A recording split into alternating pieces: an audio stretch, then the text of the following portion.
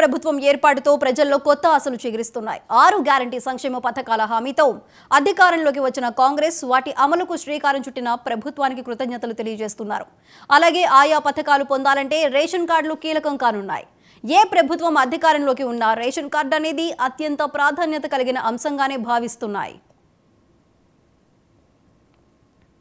ఆ రేషన్ కార్డులోని వివరాల ఆధారంగానే ఏ స్కీమ్ ఎవరికి వర్తింపజేయాలనే దానిపై నిర్ణయం తీసుకుంటారు అధికారులు. అయితే తమకు తెల్ల రేషన్ కార్డు లేదని, ఈ తరుణంలో తమకు ఎలా పథకాలు వర్తింపజేస్తారని ప్రజలు ఆవేదన వ్యక్తం చేస్తున్నారు. కొత్త ప్రభుత్వం రేషన్ కార్డులు జారీ చేసే ప్రక్రియపై ఫోకస్ చేయాలని, కార్డులు లేక ఎన్నో ఏళ్లుగా సంక్షేమ పథకాలకు దూరమయ్యామని పలువురు ఆవేదన చెందుతున్నారు. ఇప్పుడు ఏర్పడిన కాంగ్రెస్ కొత్త ప్రభుత్వమైనా తమకు రేషన్ కార్డులు ఇవ్వాలని విజ్ఞప్తి చేస్తున్నారు. 6 గ్యారంటీల అమలు కోసం ప్రభుత్వం ప్రజాపాలన అప్లికేషన్ తీసుకుంది.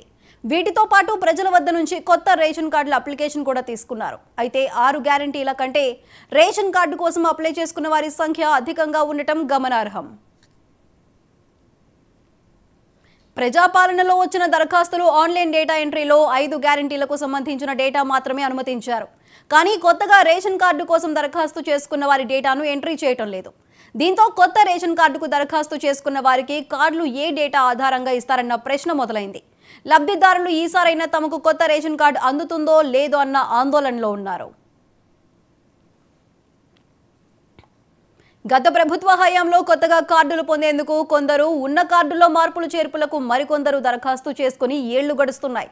అయినా ప్రభుత్వం పట్టించుకున్న దాఖలాలు లేవు. రాష్ట్ర వ్యాప్తంగా కొత్త కార్డుల జారీ ప్రక్రియ నిలిచిపోవడంతో పెండింగ్లో ఉన్న దరఖాస్తులకు మోక్షం కలగలేదు.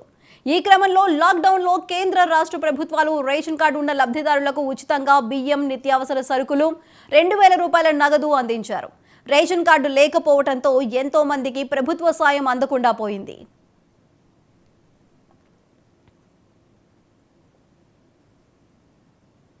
ఈ క్రమంలో లాక్డౌన్ ముగిసిన తర్వాత 2021 జూలైలో అప్పటి గత ప్రభుత్వం రేషన్ కార్డులు మంజూరు చేసినట్టే చేసి ఆ ప్రక్రియను ఏ కారణం లేకుండానే నిలిపివేసింది.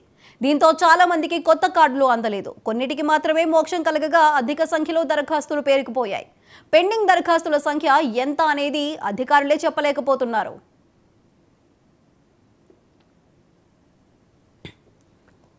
ప్రస్తుతం ఉన్న కార్డుల్లో మార్పులు చేర్పుల కోసం ఈ పాస్ సైట్ను వినియోగించేందుకు ప్రభుత్వం లబ్ధిదారులకు అవకాశం కల్పించింది. ఈ సవరణల దరఖాస్తులను తహసీల్దార్ల క్షేత్రస్థాయిలో పరిశీలించి జిల్లా పౌర సరఫరాల అధికారులకు పంపాల్సి ఉంటుంది. కానీ 2.5 ఏళ్లుగా లాగిన్ ఓపెన్ కాకపోవడంతో నూతన కార్డులు మంజూరు కావడం లేదు. ఉమ్మడి కుటుంబాల వివరాలు మార్పులు చేయాల్సి వస్తే ముందుగా కార్డులో నుంచి పేరు తీసేయాల్సి ఉంటుంది. చాలా మంది ఇప్పటి వరకు ఉమ్మడి కార్డుల నుంచి పేరు తొలగించుకొని నూతన కార్డుల కోసం దరఖాస్తు చేసుకున్నారు. కార్డులు మంజూరు కాకపోవడంతో వారికి నిరాశ ఎదురైంది. ఉన్న కార్డుల్లో పేరు లేకపోవటం, కొత్త కార్డు మంజూరు కాకపోవడంతో తీవ్ర ఇబ్బందులు ఎదుర్కొంటున్నారు. కొత్త రేషన్ కార్డుల మంజూరులో గత ప్రభుత్వం వ్యవహరించిన విధానంపై పెద్ద ఎత్తున విమర్శలు వచ్చాయి. కనీసం ఎన్నికల ముందేనా రేషన్ కార్డులు ఇస్తారని ఆశపడ్డ వారికి నిరాశ ఎదురైంది.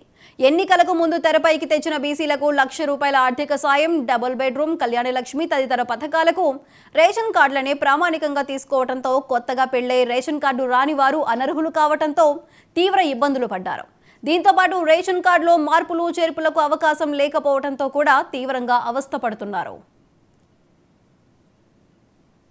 ప్రజలకు సంక్షేమ పథకాలు అందటంలో రేషన్ కార్డులనే ప్రభుత్వాలు ప్రామాణికంగా తీసుకుంటున్నాయి. రాష్ట్రంలో అధికారంలోకి వచ్చిన కాంగ్రెస్ ఇచ్చిన 6 గ్యారంటీల అమలుకు కూడా ఈ కార్డులే కీలకం కానున్నాయి. దీంతో పాటు కేంద్ర ప్రభుత్వం ఇస్తున్న ఉచిత బియ్యానికి రేషన్ కార్డుదారులు తప్పనిసరి. ఈ క్రమంలో రేషన్ కార్డులను వీలైనంత త్వరగా మంజూరు చేయాలని ప్రజలు కోరుతున్నారు.